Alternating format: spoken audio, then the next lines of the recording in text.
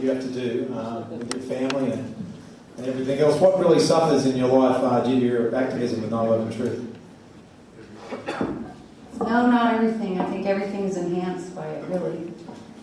I think I have failed sometimes with my children.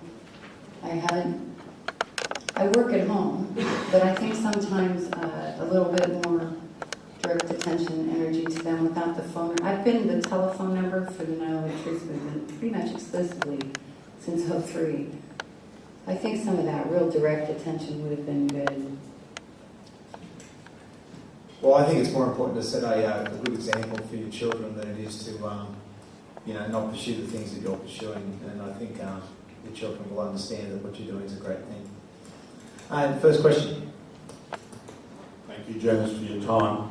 I'd partially envy your farm life with chickens. We've got a couple and we know their personalities and they do lay eggs. It's good. Question for you. Voting in Australia is compulsory for our party system. But in America, I understand it's not necessarily compulsory for people to vote. I'm not sure whether that's correct or not. And I was wondering, do you have a feel for the percentage of the population that do vote versus those that don't necessarily vote? And is that a major part of the result of some of the elections that do occur in America? I wish that I could tell you the number. I should know that. It's horrifying. It's somewhere around 30 to 40% vote. Our election days are always on a weekday when everyone's working. And so it's really difficult to vote. You may have to stand in line for hours and hours and hours to be able to vote. And then of course, why vote? It doesn't matter. I mean, look at the candidates, and not everyone feels this way, but there are a lot of elections where you look at the two choices. For instance, I felt that way about our last presidential election. This is my choices. I'm not voting for either one. But it's somewhere around 30-35% of Americans actually vote. And then there's a whole, you could go into how our votes aren't counted. So, yeah. Last question. My name's Alvin. What's your name again? What? What was your name again, sorry? Janice. Janice. Basically, my question is, how can I help? Because, in my opinion, the movement has already begun in Sydney, and basically it's been waiting for something like this to come along and set it into action. Because I'm a busker, I know lots of people around Sydney. I have connections to the media. I've been in the news before. I know people, and I can get this thing moving, instantly. So meet with him. Say the word, and I'll speak to people, and it happens. It's just waiting to happen. It's all in the numbers. Excellent. Yeah. I would say you link up with the people who are doing it, who are here, and you share your ideas and your energy, and network with the people who are doing it now, and right behind you, get with that man. Okay. Yeah, and start talking now. Don't wait for somebody to tell you to go do it. Yeah, go. 11th of every month. 11th of every month, Ken. If you're on my email list, 11th of every month we're out. Normally at Town Hall, I'm doing outreach, and 12 hours. But anyway, we meet on a symbolic, normally 11 a.m. and 11th of every month to remember a sort of Remembrance Day and what the 9/11 Truth campaign is really about in Australia, which is as much about the soldiers that are risking their lives on our behalf, which shames me as an ex-serviceman that they're fighting these illegal wars, and obviously in remembrance of the victims and the victims' families. So, yeah, that's why we do it on the 11th, to remember both September 11 and, iconically Remembrance Day, remembrance of war and why we should stop war. Anyway, Dennis, question. First of all, compulsory, there isn't compulsory voting in Australia. There is a law that requires you to go along to the polling booth and to get your name ticked off. What you do then is your business.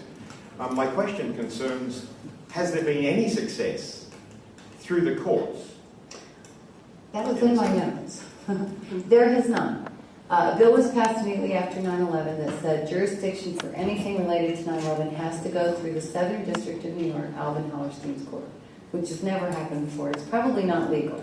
But there have not been any attorneys who wanted to spend the rest of their career, which is what it would be because they never practice again, saying that that law should be illegal. So, family members have gone there. Ellen Mariani lost her husband, on flight 175, Neil. Ellen is still in the courts. She's 72 years old. She's fought and fought and fought. The courts have rejected all of it. So no, there's not been any victory there. There's an 8,000 person class action suit, which may well be more than that, of responders demanding some sort of help. It's sitting. In our courts, what happens is you file the case and then it sits there. And then they file something like a motion to move it or blah, blah, blah. And then you fight that for a while. And then 6 months later, yeah, this is how it sits. So they're all sitting in the courts for the most part. There was a case that people probably saw that 9/11 families were trying to sue the Saudis for funding 9/11.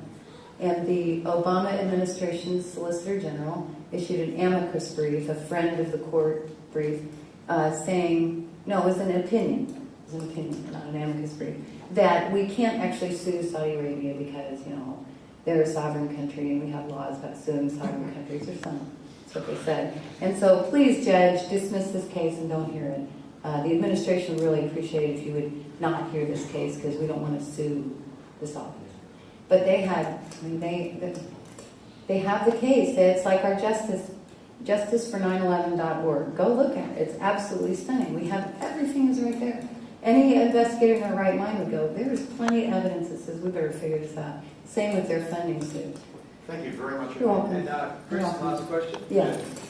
Is there a group called Teachers for 9/11 Truth? Because I think the education system is what we need. Because the kids are getting brainwashed. So I'm a teacher and I want to get into public education, but I don't want to teach kids propaganda if I can avoid it. Well, let's make it happen. Yes. This is the man to see about forming a teacher for 9/11. Thank you all. Janice, please come over here. Janice Matthews is absolutely an inspiration to me. It makes me get she's a great lady and she's a mother, and it's very important that we have mothers in this movement, especially people that can listen. And Janice is a great listener.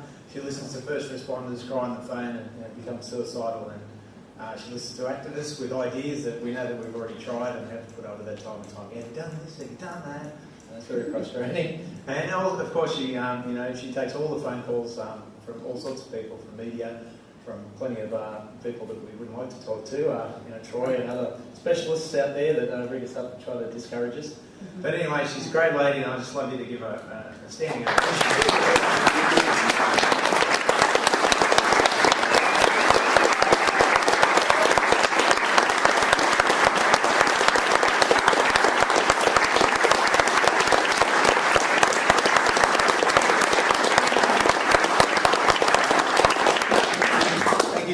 Janice Matthews, 911truth.org, a great resource. It's always the site that I recommend first. It needs a little bit of upgrading, which we're in the works of doing at the moment, and we're going to update the 40 points there and a few other things. So we hope to keep that site alive forever as the face of 911 Truth.